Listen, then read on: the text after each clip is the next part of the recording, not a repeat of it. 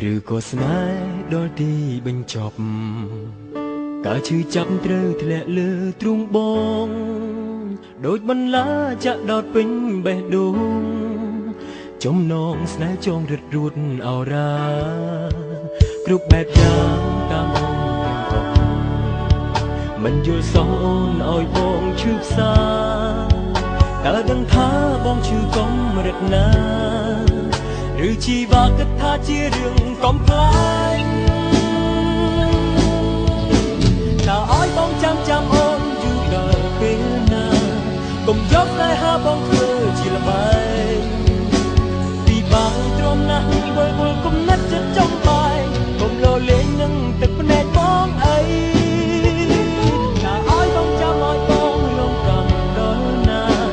ឬក៏ជីវ៉ាចង់ឲ្យបងស្អីចាំចម្លើយពាក្យមួយឃ្លាដ៏មានន័យដែលចេញពីមាត់ស្រីថាស្រឡាញ់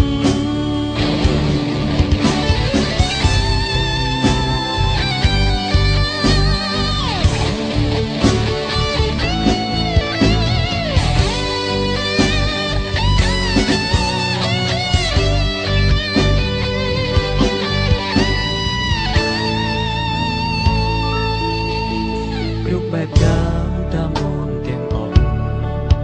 មិនយល់សមអូនឲ្យបងឈឺផ្សា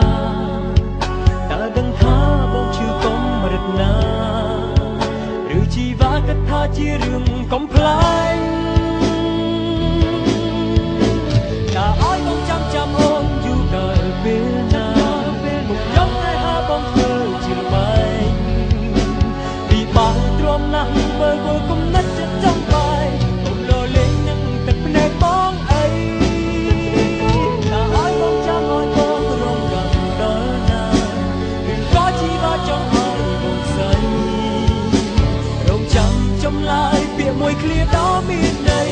ដែលចេញពីមាត់ស្រីថាស្រឡាញ់អ្នកព្រឹស្រវាំងខ្លួនពេលចិត្តពួកខ្លួនលំរិតដល់បែបដូងដែលឈឺចុកចាប់ដោយសារបាត់បងស្នេហ៍ស្នងនៅតែត្រដងបចិត្តស្រី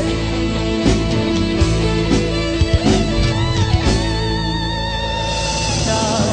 ឲ្យបងចាំអូនយូរដល់ពេលណាបងយកតែហាបងធ្វើជាល្បែងពីបងទ្រាំណាស់មើលវល់គំនិតចិត្តចង់បាយកុំលោលេងនឹងទឹកភ្នែកបងអី